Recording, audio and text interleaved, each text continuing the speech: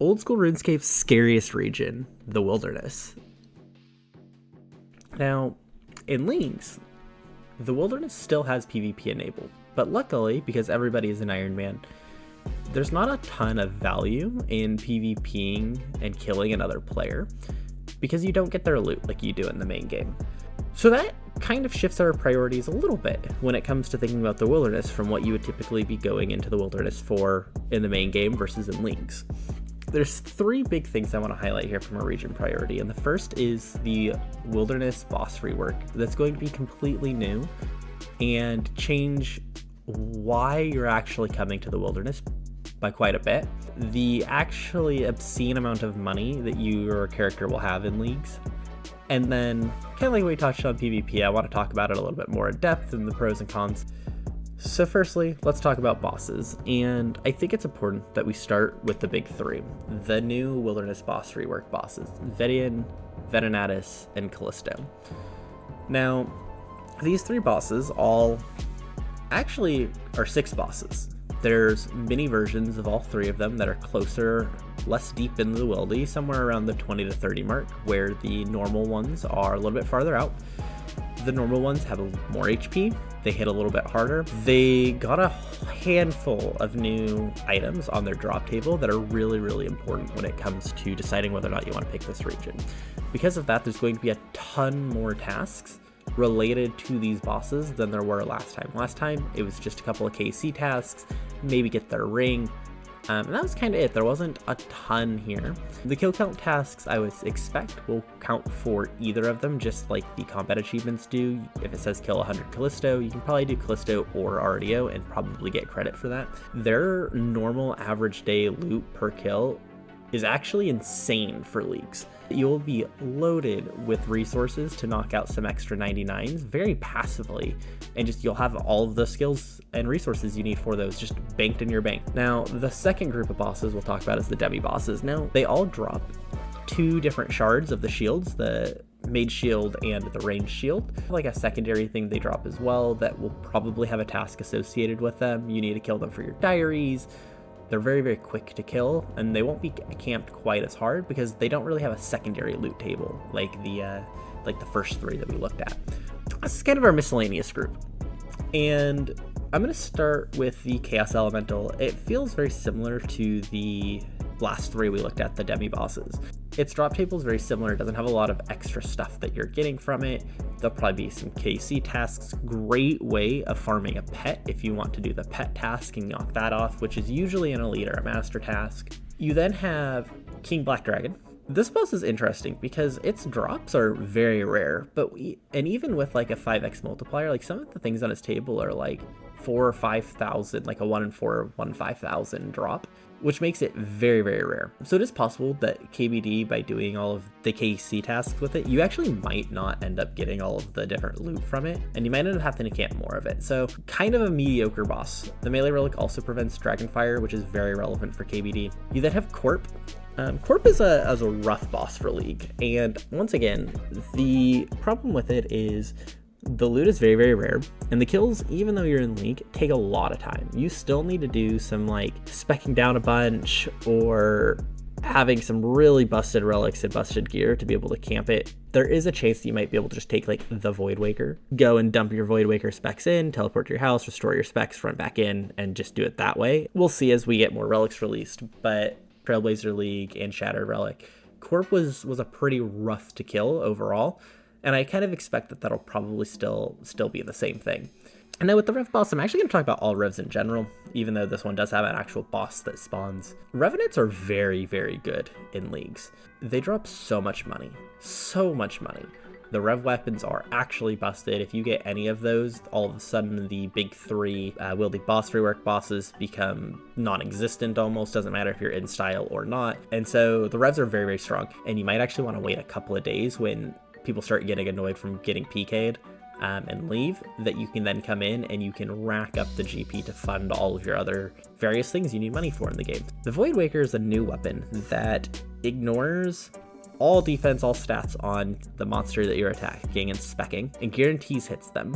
That, in combination with Last Recall House and then some sort of spec reduction relic, will actually be insane. The other things that people will come here for is going to be the Revenant weapons. You have your Accursed Scepter, your Webweaver bow, and your First Things Chain Mace. The reason you want these is actually to kill the bosses to get the Void Waker. It's kind of a chain where you want to go typically Rev weapons first to help you expedite and get your Void Waker a little bit faster. Something like the Accursed Scepter is actually, outside of the wilderness, pretty good. It's about equivalent to a Trident of the Seas, so it's just good to know that these do have uses outside, and you can actually route the wilderness pretty early and use that as a way of getting the different pieces you need for like doing early raids like TOA and actually using those as like your power staffs and whatnot. I kind of mentioned this when we were talking about Corp, but this boss is very, very slow. Prior to the Wildy boss rework, there wasn't a ton of PVM content in the region, so there was a ton of points associated with Corp and getting all of the shields, but it was pretty unattainable. You could spend all League doing nothing but killing Corp, and you still might not have all of the drops. I expect this region will probably get a nice rework. The tasks won't be as weighted and crazy into Corp, so I think doing Corp when you have time and you want something different to do and mix it up is really, really good. They're a nice bonus if you happen to get one during this kind of downtimes, but I would not spend hundreds and hundreds and hundreds of hours this league just camping Corp. Skilling is interesting because there's not actually a lot of skilling methods itself in the wilderness, but there are a lot of ways to get resources to let you do the skilling. We're going to start with the combats and Slayer. And everything but Mage is very, very, very strong as far as combat training here. And the reason for that is Slayer in general. Wilderness Slayer is very, very strong. You have black chins and gray chins between the Wildy and the starter regions, which means that those stackable barrage burst tasks that you would typically barrage or burst, you can actually just chin them, which is why you have ranged and defense. Now, I have magic as marked as a don't if you happen to also take the desert. So you have actual ancient magics here. Being able to barrage those tasks as well to get your magic up is very, very, very strong, and you definitely should do magic if you also take the desert. Prayer here gives you a lot of stuff. So not only do you have dragons and KBD, you have lava dragon and lava dragon bones, you also have the chaos altar. So you have a lot of ways of getting prayer up very, very, very fast in this region. This is probably the best prayer region, hands down. It is so strong. Doing it early is very good if this is like your first region that you take. Expect that the Lava Dragon Isle is going to be packed. But once the first day or two wrap up, those islands will become free to just camp and get really, really good bones. And so I just highlighted 6 other skills. Now the reason I bundle these all together is these are the skills that the Willy boss rework bosses, they all drop an insane amount of supplies to fund into these skills. There's some weird like crossover here where you're getting some resources you typically can't get in most regions because of these Wildy bosses. For Herblore specifically, you probably won't train these actively in the wilderness, but being able to bank those resources in the wilderness is actually so good. Looking at all of them but 2 of the remaining skills are very, very bad, and it's not even close. So down the list we go. Rune crafting gives you nothing but the Chaos Altar, which is okay, but there's better. You can't, even though you have access to the Abyss, you can't access the other region's altars unless you also have that region unlocked, so the Abyss doesn't actually help you. You have agility. You have the Wilderness agility course, but it's slow. There's so many better options. Thieving, not worth actually camping. And then we get to Hunter. Oh, Hunter, Hunter, Hunter. Hunter is so good. This is the top end region for Hunter training. Not only do you get black salamanders, but you also get black chins. And black chins funnel into that ranged and slayer training we were talking about earlier. If you get PK'd at chins, you will lose them.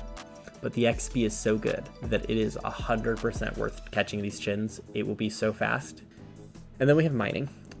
Mining is bad. There's a lot of mining spots, but there's nothing special. You have some runite ore and whatnot around, which will probably be a task to get.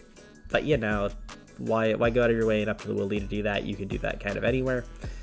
Fishing is the last really good skill that I want to mention. The reason for this is you have the wilderness resource area. And in that area, you can catch dark crabs, and you can note them directly next to the guy right next to you. And it is a very, very AFK, very nice XP rate fishing method that you can do. While you do that, you do also get cooking. Cooking is fine. I would probably cook those. Woodcutting and farming, both just very bad. There's nothing here. There's literally not even a farming patch that you get access to. So farming is actually 1000% like not even remotely doable in this region. So With all that said, the last kind of thing to touch on is questing and diaries, very, very briefly. The thing with the diaries is almost everything that is a diary will have some sort of a task associated with it, so they're pretty much free. You're not gonna have to go out of your way to do any of them, so like absolutely do your diaries. And then there's no quests in this region, like not a single one. Don't worry about it. No questing, no tasks to do the quests. Huzzah. If you don't like questing, here's another region for you. So what is it good for? What is it not? The big thing is the bossing and gear. Bossing for gear and all of the various supplies that these bosses give you is actually so good. The Void Waker, the resources for all the skilling that we talked about, it's actually so good. And you're just gonna fight with people over the world. My recommendation here is if you don't like PvP but you want to go into the wilderness, if somebody shows up and tries to kick you off the world, just leave, go do something else, move on to other tasks, and then come back later and find the world yourself, right? It's totally fine. And that you will have like an infinite amount of money from the revs that you can fund any sort of gear grinds and money skilling needed that is offered in your other regions. So very, very strong region overall. I think it's kind of underrated. It'll be low. Very few people will pick it, but it is so strong in comparison to some of the other regions that we've talked about. Reminder to subscribe so you don't miss tomorrow's episode.